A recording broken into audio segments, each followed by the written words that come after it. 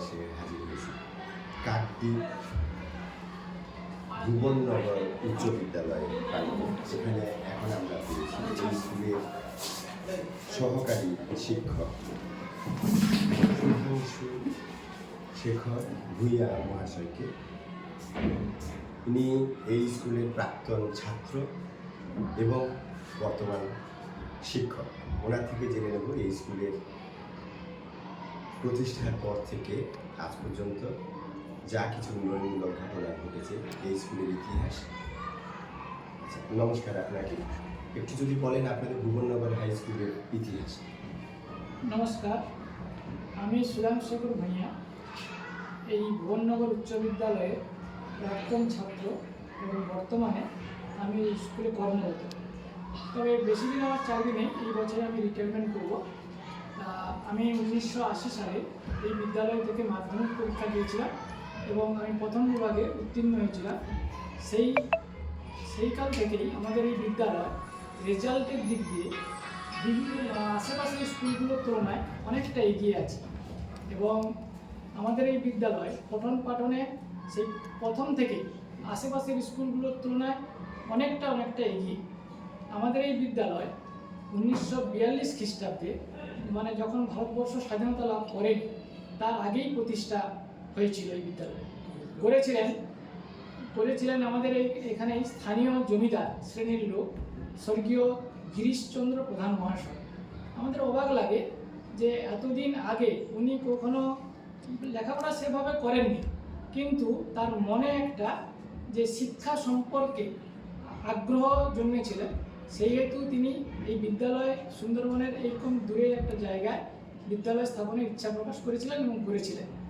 শুধু তাই নয়, ওই বংশেরই আরেকজন মানুষ স্বর্গীয় অমূল্যচরণ প্রধান মহাশয়, উনি এই বিদ্যালয়ের ভূমিদান এবং বহুত পরিমাণ টাকা দিয়ে আমাদের বিদ্যালয়ের কক্ষগুলো নির্মাণ করে দিয়েছিলেন।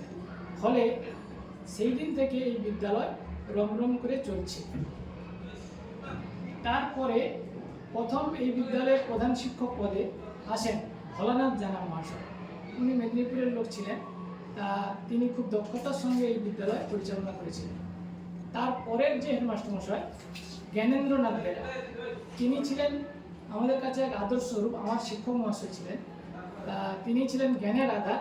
তার জ্ঞানের পরিধি এতটা বিস্তৃত ছিল, আমাদের কাকদ্বীপ ব্লক ছাড়িয়ে দক্ষিণ 24 পরগনায় ছড়িয়ে পড়েছিল। প্রচণ্ড তিনি জ্ঞানী মানুষ ছিলেন এবং তার দক্ষতায় আমাদের বিদ্যালয় উত্তরোত্তর শ্রীবৃদ্ধি ঘটে। তারপরে আমাদের আরেক মাস্টারমশাই আসেন, তিনি হচ্ছেন বিপুল কুমার বেরা মহাশয়। ওনার সময় আমাদের এই বিদ্যালয় মাধ্যমিক থেকে উচ্চ মাধ্যমিকে উত্তীর্ণ হয় এবং সঙ্গে সঙ্গে ভোকেশনাল কোর্স এবং আইটি রিটেল কোর্স বহু শাখা এখানে যুক্ত হয়। কত সাল? সেটা হচ্ছে 2014 সাল নাগাদ।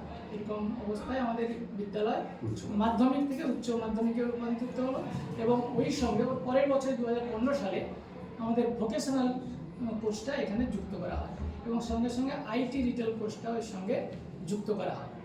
এবং আমাদের যে স্কুলের শিক্ষক শিক্ষিকারা বর্তমান রয়েছেন এবং তারা খুব দক্ষতার সঙ্গে এই বিভাগগুলো পরিচালনা করছেন এবং শিক্ষা দীক্ষা দিয়ে যাচ্ছে। এবং আমাদের যে উচ্চ মাধ্যমিক, এখানে কলা বিভাগ রয়েছে এবং বিজ্ঞান বিভাগ রয়েছে। বিজ্ঞান বিভাগে সুযোগ্য মাস্টারমশাইরা রয়েছেন এবং তারা অতি যত্ন সহকারে ছাত্রছাত্রীদের লক্ষ্য নজর করেন এবং পড়াশোনা করান। এবং মানে আমাদের বলতে ভালো লাগে, আমাদের বহু প্রাক্তন ছাত্রছাত্রী রয়েছে যারা ভারতবর্ষের বিভিন্ন জায়গায় তারা প্রতিষ্ঠিত।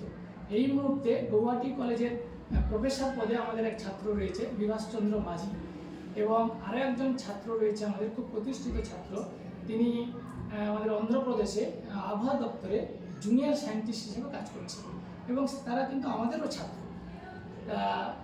এই 2018 সালে আমাদের এই বিদ্যালয় থেকে তানিয়া শাসমল বলে একজন মেয়ে আমাদের জেলায় প্রথম স্থান অধিকার করেছে। সেও আমাদের এই বিদ্যালয়ের ছাত্রী। তা পড়াশোনার দিক দিয়ে আমাদের স্কুল এই আশেপাশের অনেকগুলো স্কুল থেকে অনেকটা এগিয়ে। আচ্ছা, আমি জিজ্ঞেস করবো যে আপনি এই স্কুলের প্রাক্তন ছাত্র, বর্তমান তো শিক্ষক, আপনার ছাত্র জীবনে কোনো স্মৃতিচারণ আপনি করতে পারেন যেটা আপনার মনে এখনো দাগ কেটে আছে? ছাত্র জীবনে আমাদের ওই যে আমি বললাম যে আমাদের জ্ঞানবাবু ছিলেন মাস্টারমশাই, প্রচণ্ড মানে আমাদেরকে লক্ষ্য নজর করে আমাদেরকে এমন একটা চারিত্রিক গঠন উনি করে, আমাদের বিবেকানন্দ মহামণ্ডল নামে একটা এখানে অনুষ্ঠান হতো ওনার সময়, সেই সভা থেকে আমরা আমাদের জীবনের চরিত্র গঠন সম্পর্কে বুঝতে পেরেছিলাম এবং আমরা জীবনে প্রতিষ্ঠিত হতে পেরেছি ওই বিবেকানন্দ মহামণ্ডল থেকে।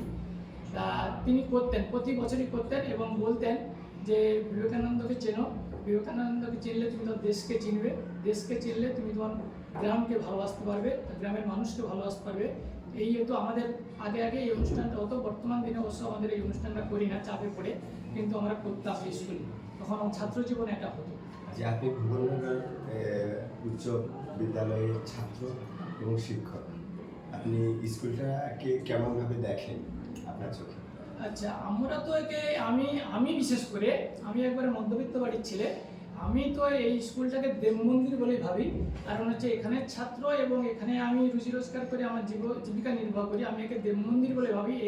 এর প্রতি আমার একবারে মানে প্রচুর লক্ষ্য। আমি এখানে দায়িত্ব নেই, হেডমাস্টার পদে অন্য লোক রয়েছেন, কিন্তু আমার লক্ষ্য প্রচুর পরিমাণ রয়েছে গ্রামবাসীদের সামলানো থেকে, ছাত্রছাত্রীদের পড়াশোনা থেকে, এখানে যাতে কোনো প্রকারে বিঘ্নিত না হয় এবং বিঘ্নিত হতে দিইনি, সব দিকে লক্ষ্য করে আমি বিদ্যালয়ের দিকে স্বতন্ত্র প্রহরীর মতো বসে আছি আমি। আর সত্যি কথা আমার দুঃখ লাগছে যে আমি আর কয়েকদিন পরে এই স্কুল থেকে রিটায়ার করবো। আপনাকেও মিস করবো স্কুল, অনেক ধন্যবাদ আপনাকে। যাই হোক, আমি মানে আশা করব যে আমাদের বর্তমান যে মাস্টারমশাইরা রয়েছেন এবং ছাত্রছাত্রীরা রয়েছে, আমাদের এই বিদ্যালয়ের অনেক কিছু হয়েছে কিন্তু আরও অনেক কিছু বাকি আছে, পথ চলা বাকি। আমি আশা করব আমাদের শিক্ষক শিক্ষিকা এবং আমাদের ছাত্রছাত্রী, আমাদের সচেতন অভিভাবকবৃন্দ এবং পরিচালক মণ্ডলী সবাই সহযোগিতায় এবং নিষ্ঠায় এবং একাগ্রতায় এই বিদ্যালয় একদিন শীর্ষে অবতরণ করবে, এই আশা আমি রাখছি। সবাইকে নমস্কার। অবতরণ হ্যাঁ, সবাই শীর্ষে উন্নীত হবে। অনেক ধন্যবাদ। ধন্যবাদ।